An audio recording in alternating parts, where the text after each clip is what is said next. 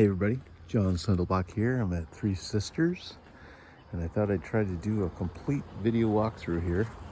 That's a piece I contributed about 5 years ago when I left my studio at State Street in Shelburne Falls, and here's another one. That's my bench, and this heart is also mine, right at the main entrance. I am honored and privileged. So I paid my 20 bucks, and let's check it out. Here we got a stone stockyard for future projects.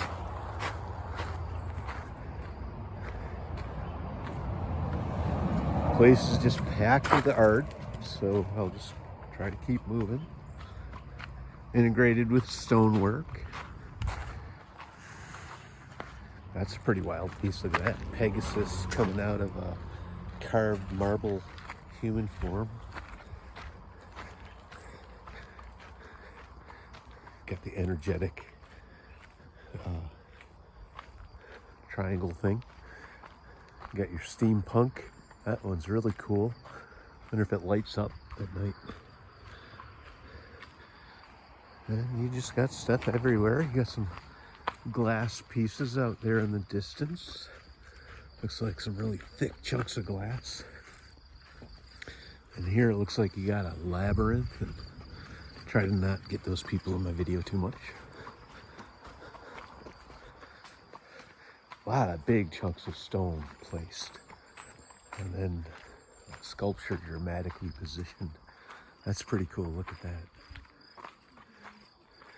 A plein air artist.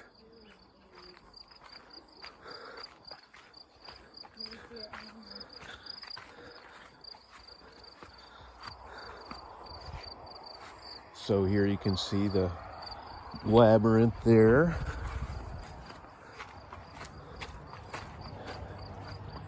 And those look like some kind of glass chunks embedded in some kind of cement aggregate. Wow, there's a huge series of them. Look at them.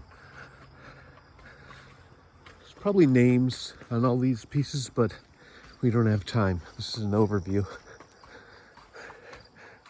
Really, it's to get y'all to come out and explore more deeply. There's just all kinds of nooks and crannies in this place, and I'm sure this is just an invitation to play with rocks.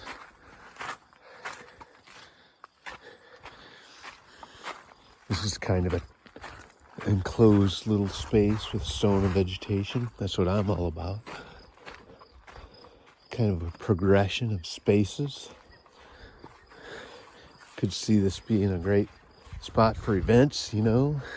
You need to smoke a bowl or something, you come back around in this area while the main event's happening somewhere over there.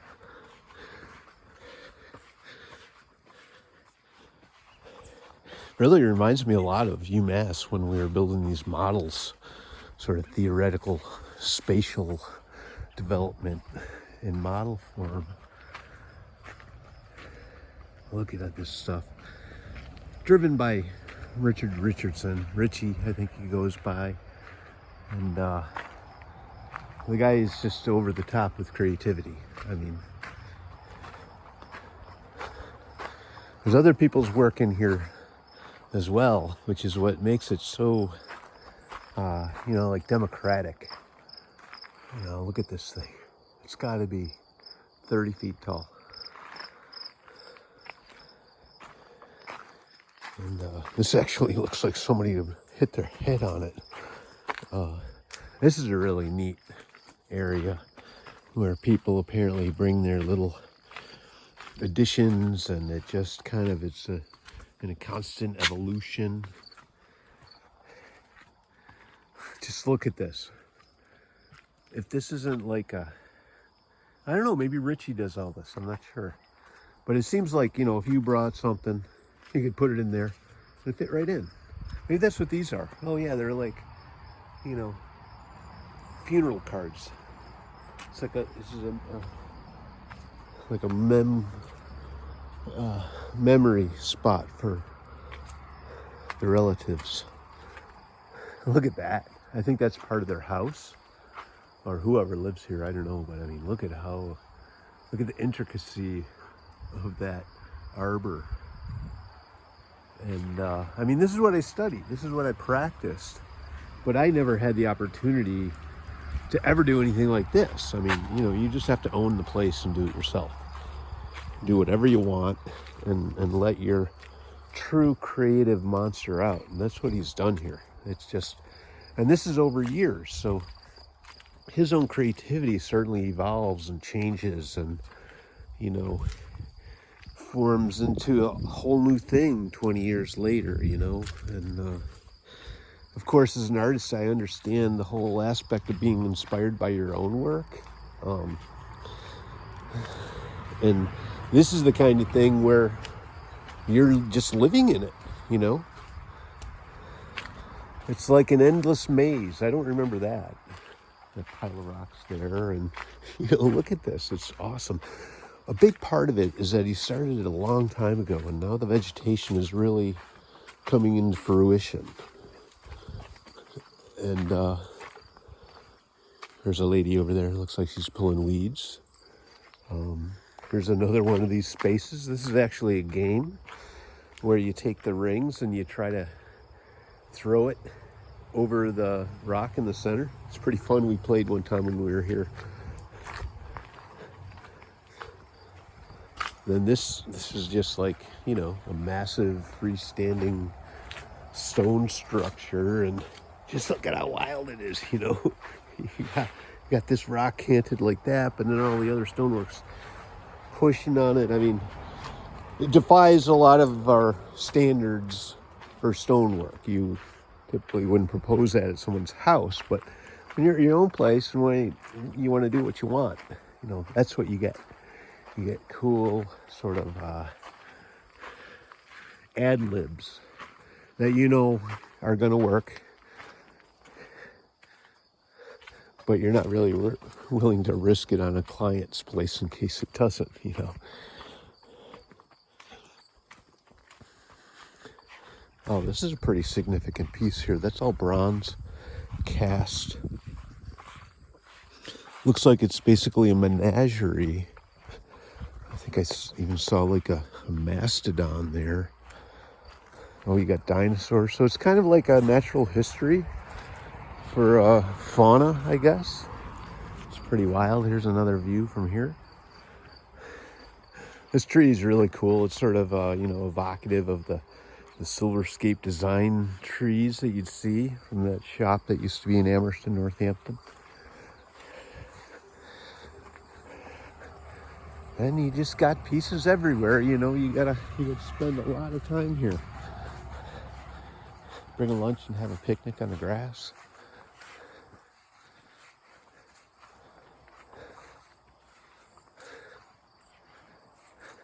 This one looks like it's a little kinetic, maybe. I've done a lot of kinetic stuff, like mounted on springs, and it's fun having movement. Here's a opposite view of the ring toss area. And actually I spot a bird in the tree here, which looks like it's made out of cutlery, which of course is near and dear to my heart, having the cutlery fish at the Culinary Institute and the Brookie over there in Greenfield, inspired by Russell Manufacturing Company that made cutlery next to the Green River.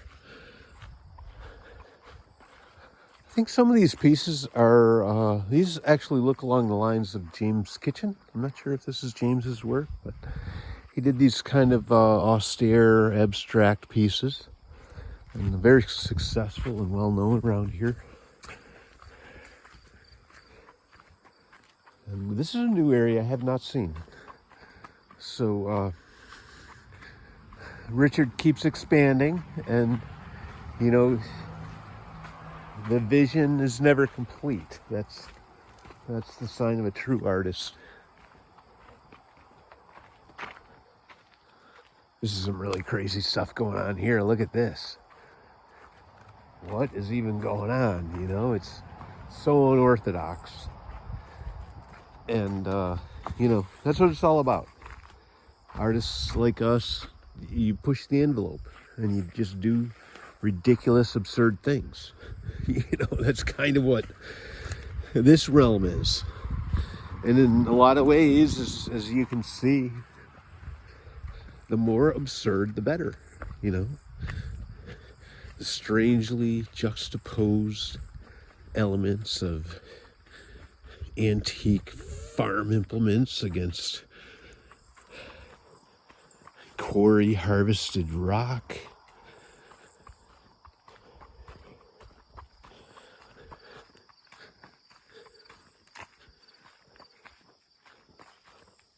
Oh, the cars finally died down and now it's just complete silence here. But there's a lot of road noise. I think that would be one of my, I wouldn't say critique. I mean, it's just a fact of life, but it certainly is much nicer without the cars rushing by. I'm not sure if we made it up into this space here with that tall red orb at the top.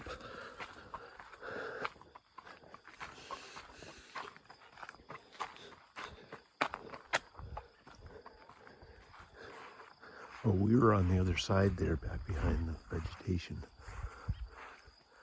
So, let's head over towards the building a little more.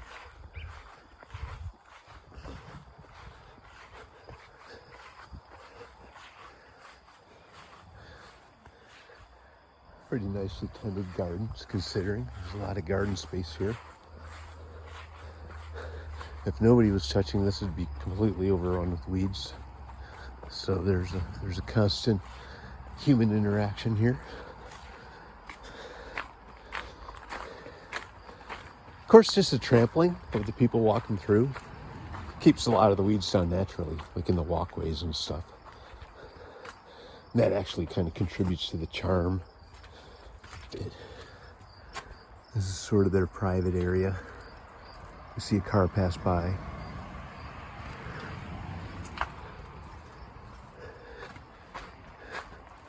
And I guess you can have events here. You could have your wedding and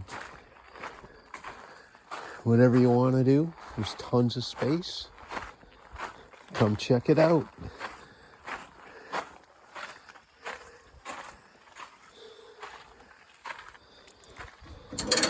And we'll end on Rockin' Robin.